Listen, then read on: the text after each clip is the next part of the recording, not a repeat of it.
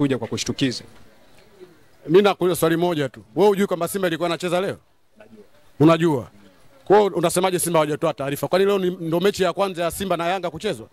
Mbona tumecheza mechi nyingi tu, wametufunga mara 4 mfululizo tulikuwa tunacheza. Kwa wanachokifanya wao kuleta uhuni kwenye mpira, vitu ambavyo havipo. Sisi tunawaambia hivi, haya mambo hayakutokea hapa. Hata kule Mwanza ilifanywa hivi. Matola alichukuliwa kwenye defender akashushwa baada ya kutoka amri.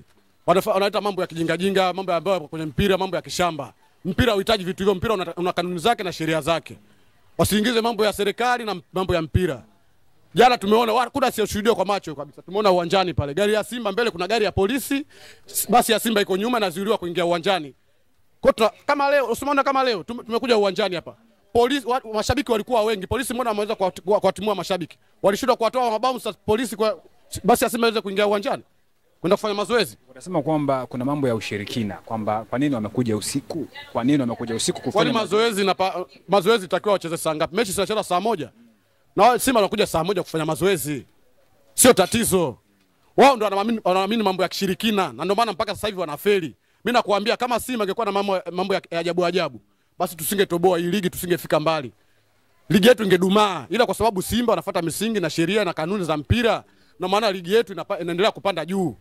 Simba wana mambo ya ajabu. Yanga wanaiga kutoka kwetu sisi. Sisi tunaiga kutoka kwa wenzetu ambao wameendelea Ulaya mbele. Sisi hatuigi kutoka kwao. Tutaiga nini kutoka kwao? Wao wana mambo ya ajabu na mambo ya kishamba, mambo ambayo hayapo kwenye mpira. Waache. Hao washazoea vitu vya bure. Wamewatapeli watu. Simeelewa, wametutapeli sisi mashabiki wote. Yanga wametutapeli sisi, wameleta uhuni. Wao ukijiuliza kwa nini wamewazuia Simba kuingia uwanjani, wewe unipi jibu. Wewe unajibu kwa nini Simba amezuia kuingia uwanjani? Abasi kapigwa jana. Wao wamemzuia Abasi, tunamjua Abasi.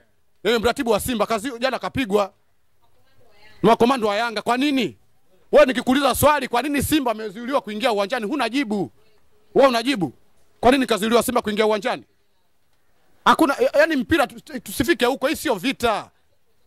Hii sio vita, hii ni burudani, furaha. Sisi tunataka tuangalie furaha, tuangalie Elie Mpanzu anavyoperform uwanjani. Kibu Denis sisi tumeelewa, Jean Charles Ahoua, tumeweka pesa ili tuangalie burudani. Tumenyanyasika sana. Sasa wasilete mambo ya, najua Simba viongozi walivumilia sana mpaka wamechoka, wameona bana iwe isiwe. Sisi hatuingizi timu uwanjani. Mimi nimekubali sana. Maneno ni mengi sana kwamba pengine mmekimbia dabi. Hakuna, tukimbia kwa kitu gani?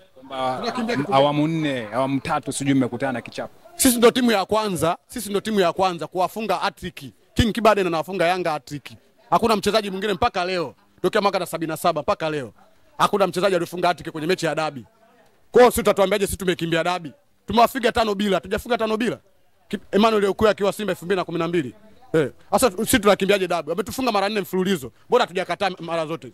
Kwa hiyo hawa wanaleta mambo ya kizamani, mambo ambayo hayapo kwenye mpira. Mpira una taratibu zake. Watu wamewatapeli, sisi tunawaambia ukweli. Hawa wazee wa supu za vibudu, watu washatapeli. Umeelewa? Wasilete ujanja. Waje kutuambia ila zetu tunazipata vipi? Mimi nakata tiketi ya VIP 30. Umeelewa? Leo hii hela yangu naipataje? Ikifika saa 1:15 tiketi yangu expire.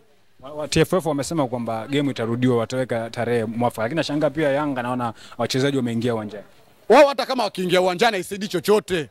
Tujiulize kwa nini wameziwia Simba kuingia uwanjani. Ndio hicho kitu cha na viongozi wetu kwa nini wanataka kuwapiga? Kwa nini yani? Kuna kitu gani? Nyuma ya pazia kuna kitu gani? Mpira sio vita. Boca Juniors na River Plate share kutokea vitu kama hivi. Mechi kaenda kucheza Santiago Bernabeu, Spain. Mambo kama haya. Mpira tunakoelekea, mpira sio uadui. Sisi wote kitu kimoja, watani. Kama alivyosema Mwalimu Nyerere, hamna haja kuulizana wewe kabila gani, fanye hivi, umeelewa? Sisi wote ni watani, ndugu moja. Simeelewa? Kwa kama ndugu moja tufanye vitu ambavyo vinastahili kwenye mpira. Tusianze kuleta vitu ambavyo vipo kwenye mpira. Watu wamepoteza pesa zao. Simeelewa? Watu wamepoteza pesa zao. Sasa pesa zetu tutazipata vipi pesa zetu? Waache mambo ya kizamani bwana. Bwana, neno moja kwa uongozi wa Young Africa. Mimi nawaambia tu kwamba wabadilike, waende kwa utaratibu wa kanuni na mpira na sheria zinavyotaka mambo ya mpira. Mpira una sheria zake na kanuni zake. Na waomba wabadilike. Kule Chamanzi walisema wamerogwa. Wamekimbia Chamanzi wamekuja KMC. Unaelewa? Wao wakitoa sare, yani hawaamini kwamba kuna kufungwa wala kutoa draw. Wao wanaamini kushinda tu. Sasa mpira huo haupo duniani. Barcelona, Real Madrid, Bayern Munich, Manchester sasa hivi zofu hali, lakini hawasemi wanarogwa na Liverpool au na nani. Wanaamini kwamba wao wamepotea, wanatakiwa wajitengeneze. Lakini hawaamini, wameenda kutoa sare kwa Meja Samuyo pale, wanasema Simba tumecheza mechi yao. Sisi mbona tumetoa sana na Fountain Gate wakasema Chasambi mchezaji wao kwa sababu kajifunga. Mpaka Manara kaandika kwenye jezi ya Yanga jina la Chasambi.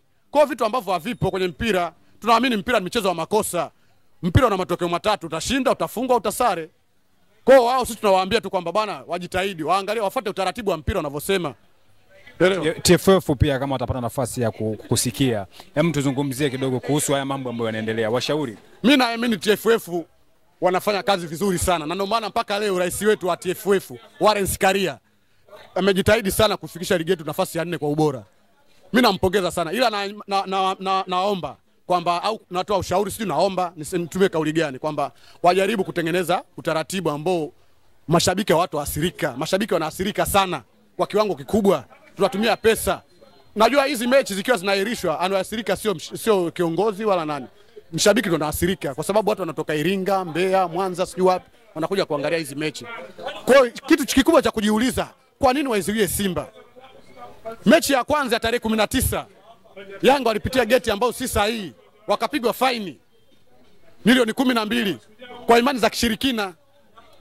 Simeelewa. Kwa tunawaomba bwana wabadilike. Wakati wanapanga makundi ya klabu bingwa barani Afrika, walishangilia sana wakasema wao wataongoza kundi. Lakini mpira ucheze mdomoni. Mpira wacheza uwanjani. Mwisho wa siku matokeo si uliyaona mwenyewe.